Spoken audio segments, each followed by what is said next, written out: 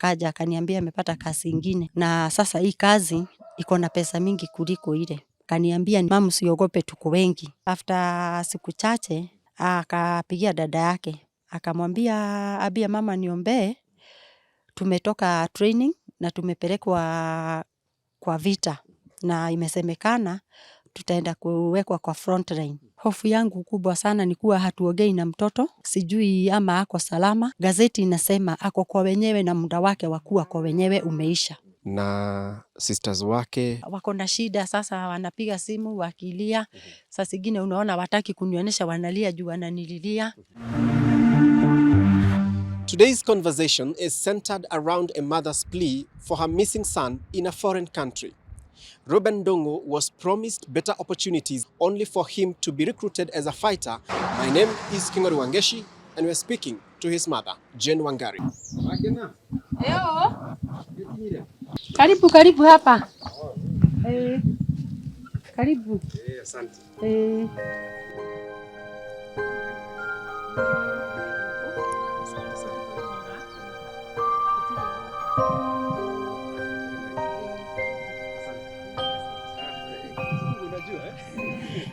Karibuni sana. Naitwa Jane Wangari Kibosho. Hapa ni Bahati na mko karibu. Jane Wangari tunaona ni mama. Familia yake iko namna gani? Familia yangu iko sawa. Niko na familia ya watoto 5 na ni watoto ambao wananitegemea na mimi nawategemea kwa sababu baba yao aliaga. Unafanya shughuli gani kujikimu kimaisha, kutafuta chakula, yani jinsi unavyoishi?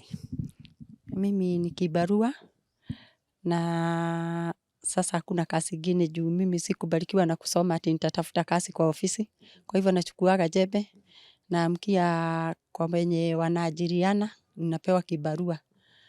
Na napenda hiyo kazi juu sina na ingine yenye naulizaga hiyo na huwa inatupea chakula.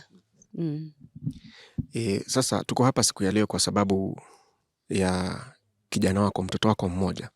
Tueleze ni nani na amezaliwa akiwa wangapi katika hii familia yako?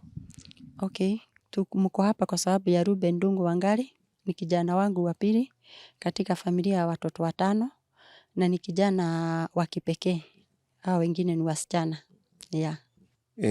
Tueleze zaidi kuhusu huyu kijana wako, jinsi ambavyo amekuwa akifanya kazi kujikimu hapa na pale na hata nje ya nchi. Okay, Ndung'u ni kijana mzuri na sisemi kwa sababu ni mtoto wangu na kwa sababu ni kijana anayejua kujituma na anajua kwenye ametoka na huwa anajaribu kwa kila njia kama anaweza kujaribu kuinua familia yao. Akiangalia sasa ni yeye kijana wa kipekee, baba yao hayuko. Sasa kuna watoto wako shule na kuna dada zake wengine. So wakati alimaliza shule alianza kubeba bodaboda. After kubeba bodaboda kwa muda aliongeza na kujaribu kuendaga mijengo na akaendelea mpaka akawa amefika kiwango cha kuwa fundi. Akiwa bado anafanya hapa na pale, ilifika wakati akasema amepata mtu wa kumsaidia kwenda Qatar. Walikuwa wanaenda kazi huko.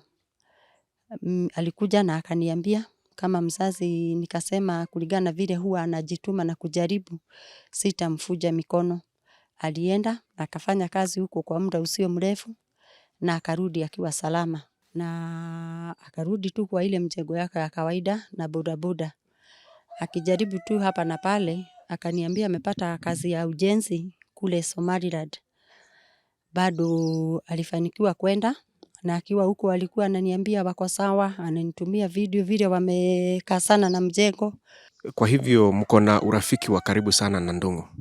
Tuko na urafiki wa karibu sana, sana sana. Sasa hakuna kitu huwa ananificha na mimi naye huwa namfuata kama mtoto. Juu tunasemaga mtoto hafikagi pahali halewi.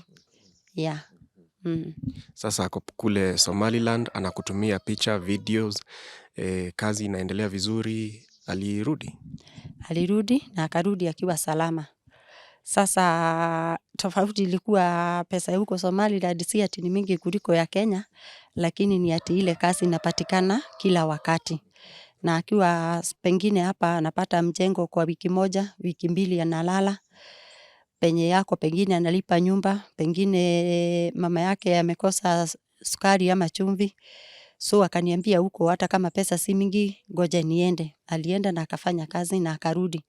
Na akawa ule wenye angependeka kurudi kwa sababu kazi yake ilikuwa mzuri. Juu aliniambia kikundi chenye walikuwa wameenda nacho si wote watarudi, lakini yeye atarudi.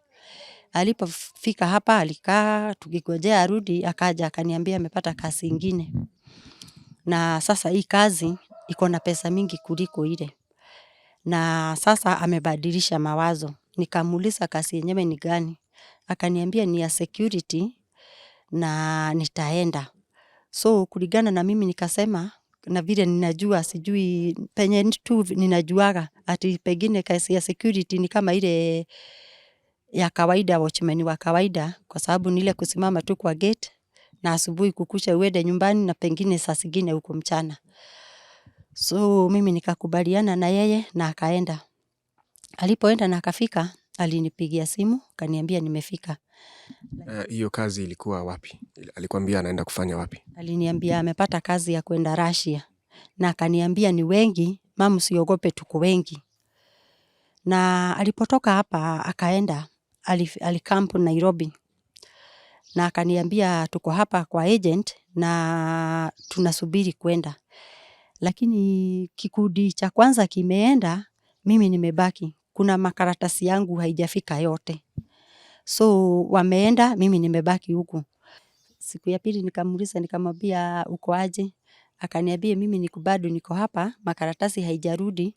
So mimi sasa hata nimekuwa kama ni mimi napikia wenye wanakuja wakiendaga. Lakini nikisubiri. Sasa hapo kama mzazi si unasikia ni wengi, roho inatulia kiasi.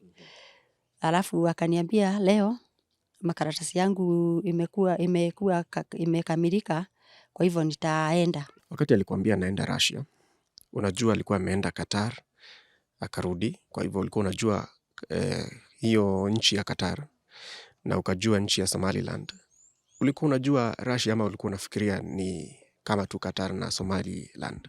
Nilikuwa sasa unajua hakuna mtu aliambia ni amuongoze katika ile safari ya kwenda Qatar ama ya kwenda Somaliland. So sasa amekuwa mtu wa kujituma, amepata ingine tena. Na ile kwa sababu amejaribu akipata kidogo, nilikuwa sawa. Nafikiria tu ni ile na kwanza hii ushuhuda kusema tuko wengi. Si kujua ati ni mahali mbaya, nilikuwa nafikiria tu ni vile amekuwa akienda akirudi. Na sasa juu mara ya kwanza na ya pili sikumshika mkono, nikajua sasa amekuwa Sasa ilifika wakati akaenda? Akaenda na akafika. Lakini sasa kazi sio ile ya security, wameambiwa watapelekwa training, wakuwe wanajeshi wa Russia. So kuanzia siku hiyo, nikakosa amani, na vile nilipima hiyo uzito wenye umeingia kwa roho yangu, na nikawa sina jibu lolote naweza jibu mtu. Nikanyamaza, nilikuwa na shida kubwa sana kwa roho, silali vizuri, sikuli vizuri, na sikuambia mtu yeyote.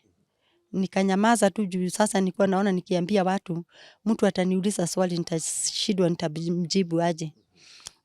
Siku yenye alisema wanaenda training, alisema hawana network, so atakuwa offline.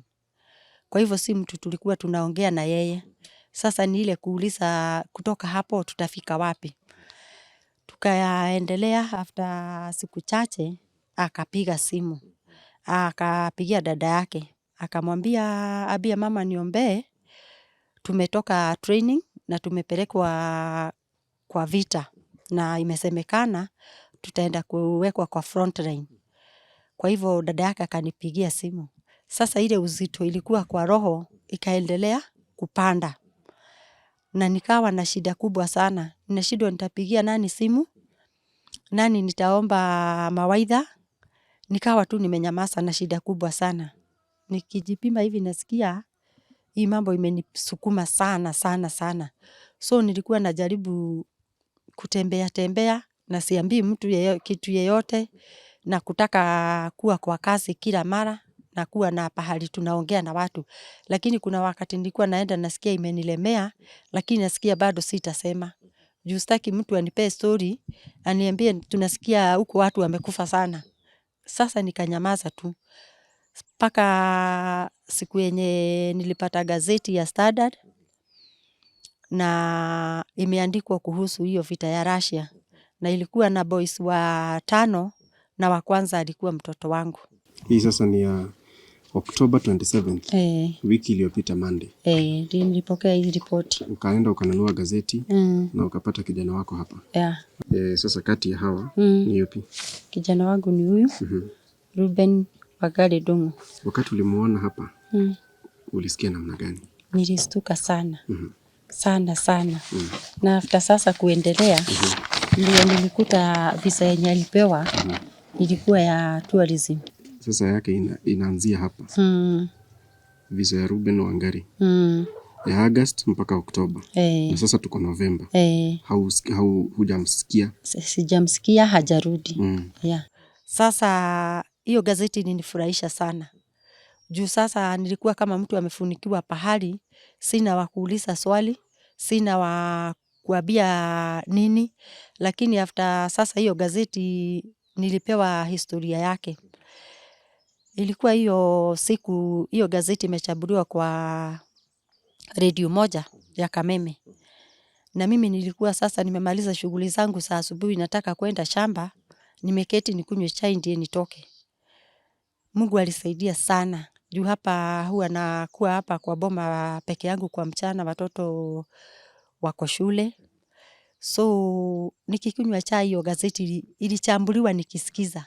Lakini sikusikia jina mtoto wangu. Huyu anaonekana ni wa Western. Huyu ni wa hapa Central.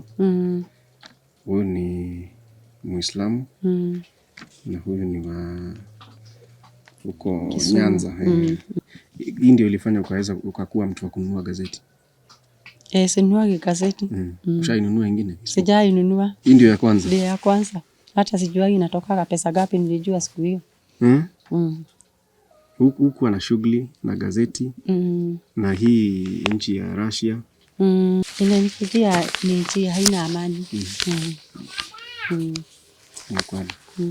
Na inafaa watu wasubuane na shida ya kwao. Sasa wasikujie wa Kenya. Pole. Kama saa 3 saa 4 hivi ndiye nilipigiwa simu na watu wawili. Wakaniuliza kama nimesikia Gatonye akichambua magazeti, kwa sababu walijua hapa siwezi pata gazeti. Nikamwambia nimesikia akiongelelea vita ya Russia na akasoma vijana ya watoto kadhaa hapo na majina yao na miaka yao.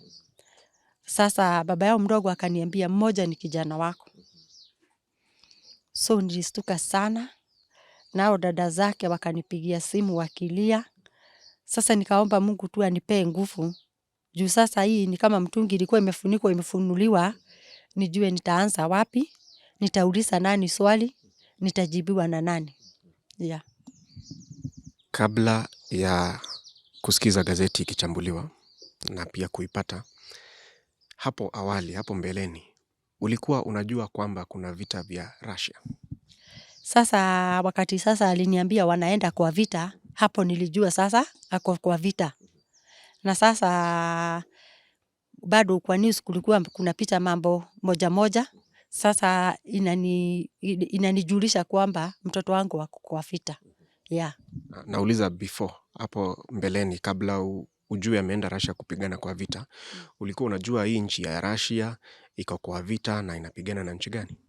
Hapana, sikuwa najua. Ukiangalia vizuri hapa ni Gishagi ya Gishagi. Hapa usiposikia maneno kwa redio na hata una time ya kukaa chini usikilize redio, kwa sababu uliamka asubuhi ukaenda kibarua. Kibarua umetokea saa 7, unakuja kuingia kwa penye na wewe unalimaga kashamba kako. So ukiingia kwa nyumba jioni umechoka, unajua mtakula nini mlale. Yeah. Haya, sasa ulipopata hiyo habari ulichukua hatua gani? Mimi niliposikia hiyo habari sijaerefuka sana, lakini nilijua kuna embassy ya Russia hapa. Sikuwa najua Nairobi. So nilitoka hapa nikapanda gari nikielekea Nairobi. Nikafika Nairobi. Kwa sababu sijui Nairobi, nilitafuta mtu wa kunishika mkono anifikishe kwa embassy ya Russia. Hiyo masaa ilikuwa imeenda sana. Aliponipeleka sasa akanidrop hapo kwa embassy ya Russia. Niliingia. Sikuwa naona giza, hata sikuwa naona ati masaa imesonga. Nilikuwa tu nasikia nifike huko. Nilipofika huko nilikuta soja. Nikamwambia nimekuja hapa. Akaniuliza ni shida gani? Nikamwelezea. Soja akaniambia hapana. Hapa si hapa mtakuja kutafuta usaidizi. Na ilikuwa Monday. Akaniambia sisi tunafanya kazi Monday, Tuesday na Thursday. Nikamwambia mimi nimekuja hapa, juu nikiwa hapa nasikia kama niko Russia. Na swali ya Russia nasikia hapa ndipo pazuri pa kuuliza. Na sasa mimi sijui Nairobi na nataka kuonana na wenye wanafanya kazi hapa.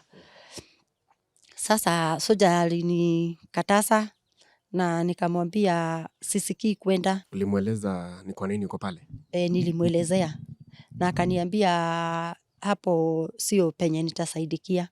So after kusubuana kiasi, alikubali niingie na akanitia mmoja wa hawa wafanyakazi wa Russia. Alipokuja, alikuwa anaongea Kiingereza. Waliongea sana sana na msichana wangu. Sasa nilikuwa naambia msichana wangu muulize hivi, hivyo na walisubuana sana. Lakini nikimwangalia hivi nakuta ni mtu kama kuna mahali ameweka maelezo yake mpaka hataki kupita hapo. So alikuwa anarudia, sio sisi tulipea huyu kijana wako visa, labda alichukua country nyingine. Na sasa msichana anamuuliza anaweza pata visa kwa njia ingine gani, na nyinyi ndiye mnafaa kupeana visa ya kwenda kwenyu. Walisubuana sana. Mimi akamwambia sisi hatujaisikia kijana ameingia Tanzania ama Uganda kutafuta visa. Tunajua na visa inaweza patikana hapa. Msichana akamuuliza, kwa nini jina yako inaweza kuwa ikifanya kazi na mtu mwingine ila ni wewe?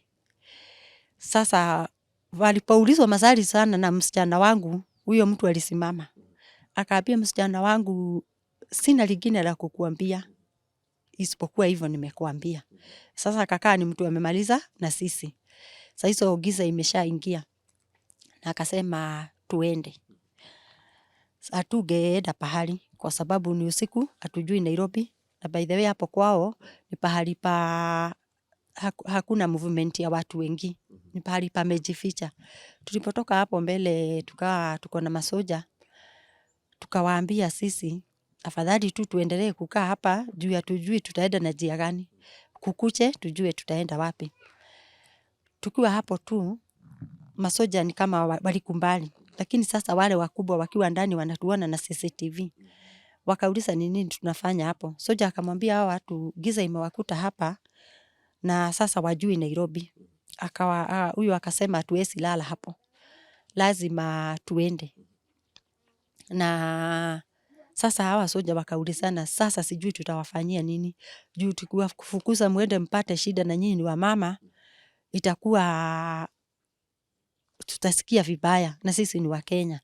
Sijui tutafanya nini. Kama tu tunaongelea hapo hata na wahurumia naona sasa hawa watu watafutwa. Sijui kutaenda aje na siwezi toka. Soja mkubwa akakuja. Sasa amepigiwa simu na wale. Akakuja, ametumwa sasa akuje atutoe. Na ni kweli alikuwa mkubwa juu alipofika hapo, hao wengine wote walisimama. So alituongelesha kama wamesimama, akapewa story yetu na akasikia kweli ako na utu. Akatuambia sasa mtalala hapa, lakini hawa watu waweze wasaidia. Na hawatakubali juu mnaweza wastaki. kwa sababu kazi yao imefanywa kweli na mtu mwingine. Kwa nini wajaweka mipaka ya jina yao kufanywa kazi na mtu mwingine?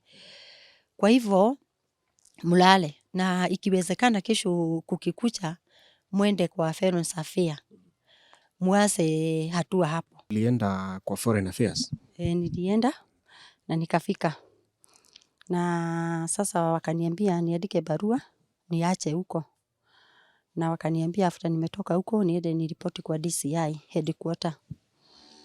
Nilifanya hivyo, nikaandika barua na nikawacha, na nikaenda headquarter kwa DCI na nikaripoti. Lakini sasa tulipowauliza tutapata majibu aje, walituambia hiyo kesi ni mingi, kwa hivyo kesi yetu ni kati ya zingine. Tuwafuate, wakatupea namba, sasa na tukawacha zetu. Wakatuambia tutapata ripoti, lakini hakuna ripoti yote tumepata. Mara yako ya mwisho kuongea na kijana wako ilikuwa gani na mlikuwa mnazungumzia nini? Mara yangu ya mwisho kuongea na yeye ni hiyo siku yenye alisema tumuombe, na hatukuwa jambo tungeongea zaidi ya hiyo amesema aombewe, kwa sababu hata tangu aende na aniambia ameingia kwa wanajeshi wa Russia, ile ilikuwa tu ni kujua kama ako Kwa gazeti nimeona kwamba alikuwa anafaa kukaa Russia miezi 3. Kwa nini? Sasa gazeti, hii maneno mingi tulipata kwa gazeti, na sasa gazeti ilikuwa imeandika ati amepewa visa ya miezi 3. Sasa shida yangu kubwa sana ni kuwa mtoto ako kwa wenyewe na muda wake wa kukaa kwa wenyewe umeisha. So hata akipata shida akiwa kwa wenyewe, ule anaweza nijibu aniambie mtoto wako muda wake wa kurudi kwao ulikuwa umeisha. Hiyo ndiyo shida yangu kubwa sana. Hofu yako kubwa sana ni gani? Hofu yangu kubwa sana ni kuwa hatuongei na mtoto, na kwa kusikia nasikia kuna wenye wamepata shida huko. Sasa sijui kama mtoto wangu wako kwa shida, sijui ama ako salama.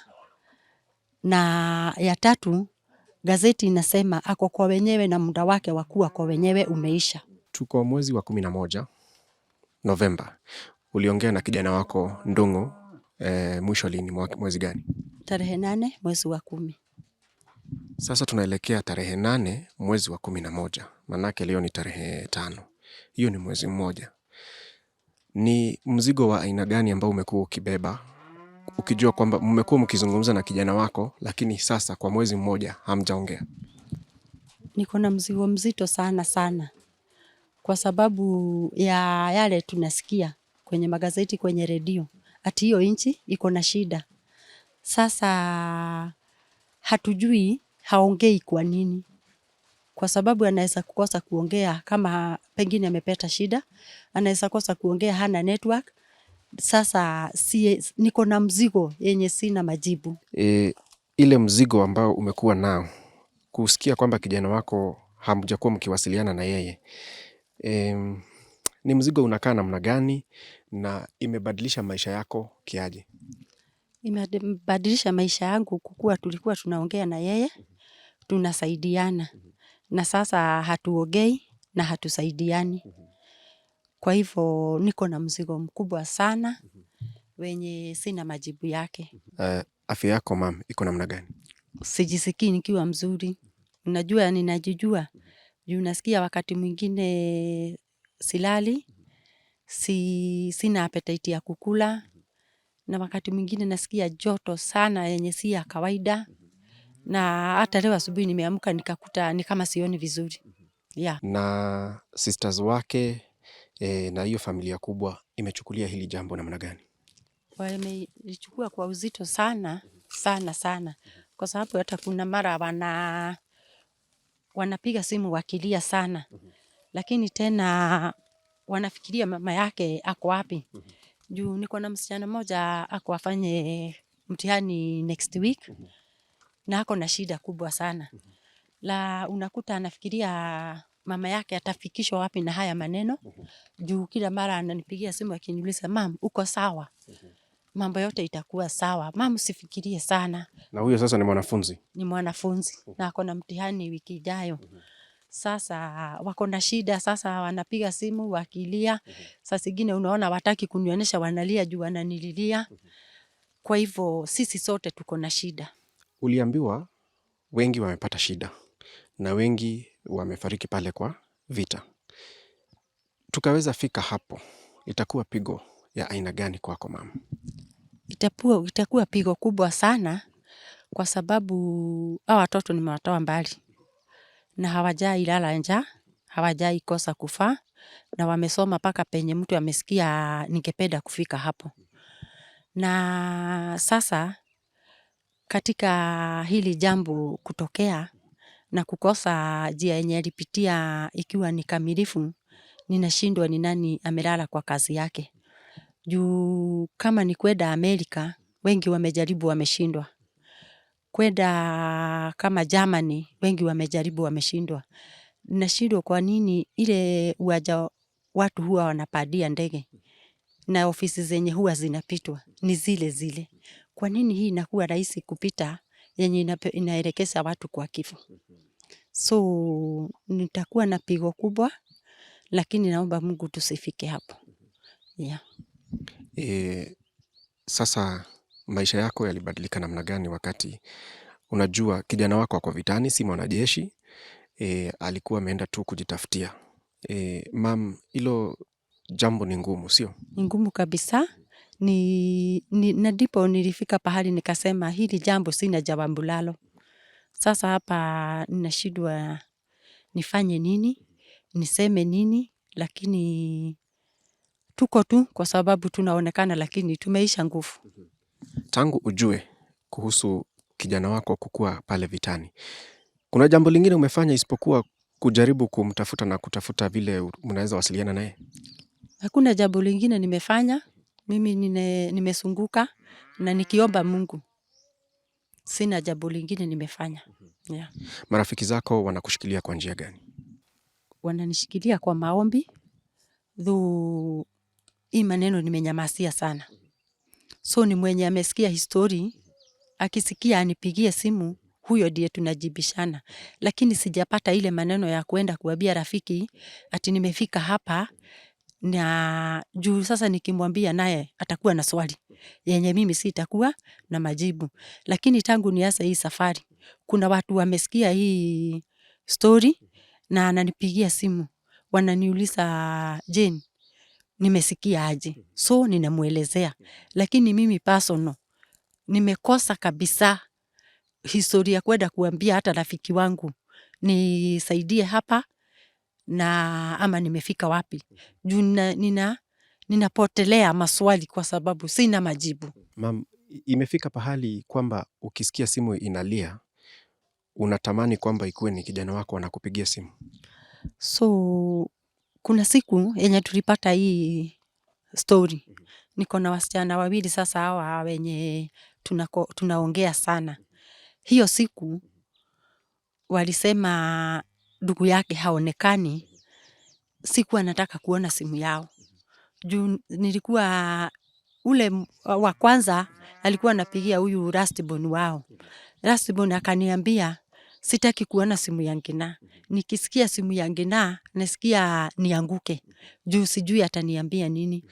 Siku moja akaniambia, ule akamwambia, Hana, enda nyumbani uangalie mama, juu najua mama hayuko pahali pazuri. Aliponipigia simu akiwa Nakuru town, akaniambia, mam, nimekuja.